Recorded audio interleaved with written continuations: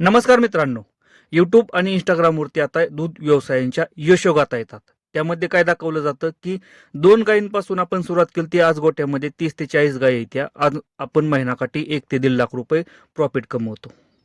आणि अशा प्रकारचे व्हिडिओ बघून जॉब करणारा असू द्या किंवा इतर धंदा करणारा माणूस आहे ना, त्याला पण असं वाटतं की आपण दूध व्यवसायाकडे उतरलं पाहिजे. पण मित्रांनो, नाण्याची एकच बाजू तुम्हाला दाखवली जाते आणि अशा यशोगाथा बघून जर तुम्ही दूध व्यवसायात उतरायच्या तयारीत असाल ना, एक गोष्ट लक्षात असू द्या की तुमच्यावरती भलं मोठं कर्ज फ्युचरमध्ये म्हणजे भविष्यामध्ये होणार आहे. कमीत कमी 10 ते 15 लाख रुपयाचा बोजा तुमच्यावरती होणार आहे.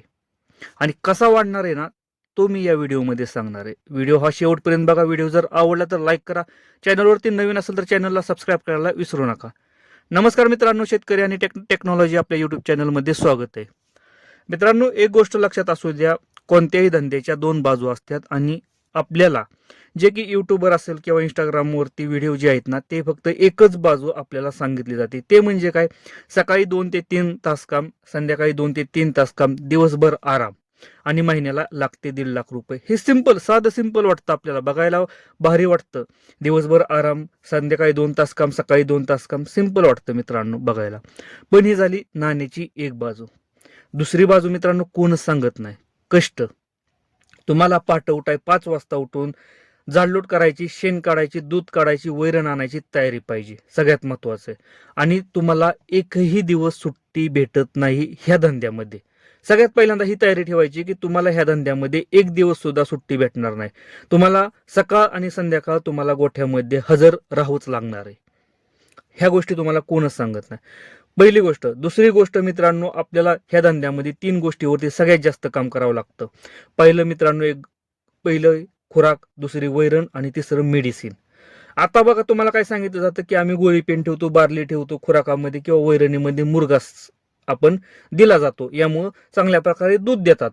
तिसरी गोष्ट कुठल्याच धंद्यामध्ये सांगितली जात नाही, म्हणजे आपल्या दूध व्यवसायामध्ये कुठलाच शेतकरी सांगत नाही, तो म्हणजे मेडिसिनची माहिती.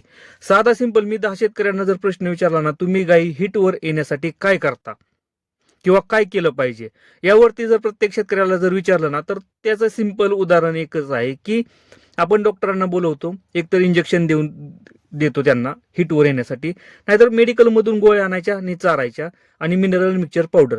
ह्या 3 गोष्टीशिवाय दुसरा शेतकरी काहीच करत नाही. आणि मी गॅरंटी देऊन सांगतो की यानं तुमच्या गायी हिटवर येतच नाही. त्या इंजेक्शन देऊन गायी हिटवर येतात, हार्मोन्स वाढतात, पण गाभण राहत नाही. त्या गोळ्या देऊन सुद्धा तोच प्रॉब्लेम होतो. आणि मिनरल मिक्सचर न जर गायी जर हिटवर येत असत्या तर आज गोट्यामध्ये पार्ट्या गायी राहिल्याच नसत्या. मिनरल मिक्सचर ही सपोर्टिव्ह ट्रीटमेंट आहे मित्रांनो. आणि ह्या गोष्टी तुम्हाला कोण सांगत नाही. मिनरल मिक्सचर कंटिन्यू वापरलंच पाहिजे. मिनरल मिक्सचर शिवाय दूध धंदा पॉसिबलच नाही आजच्या कंडिशनला.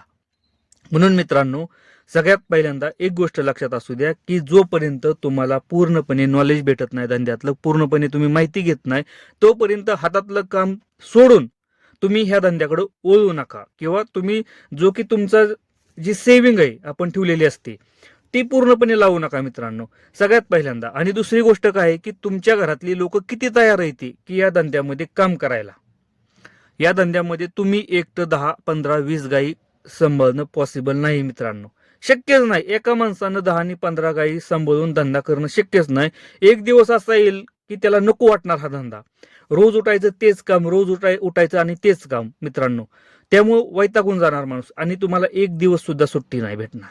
कारण आपल्याला सकाळ आणि संध्याकाळ दूध काढायला आपल्याला हजर राहावंच लागणार आहे. ह्या गोष्टी तुम्हाला कोणीच सांगत नाही.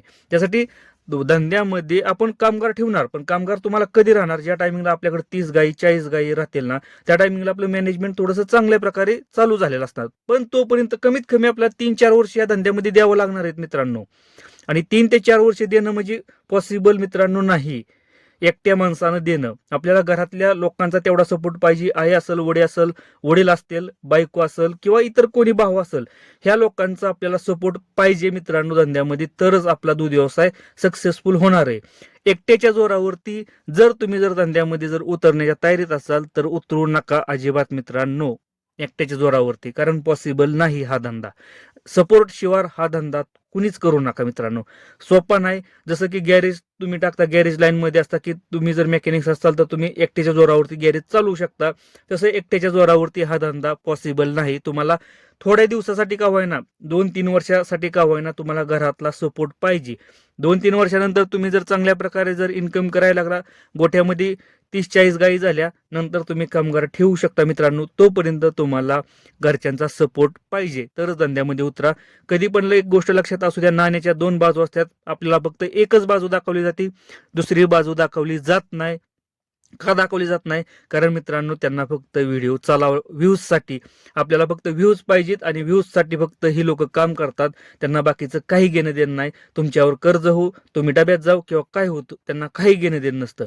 म्हणून मित्रांनो, चांगला व्हिडिओ बघा आणि जी योग्य माहिती सांगतात त्यांचंच व्हिडिओ बघा मित्रांनो, इंस्टाग्रामवरती आणि यूट्यूबवरती. व्हिडिओ जर आवडला असेल तर लाईक करा. चॅनलवरती नवीन असेल तर चॅनलला सबस्क्राईब करायला विसरू नका. धन्यवाद.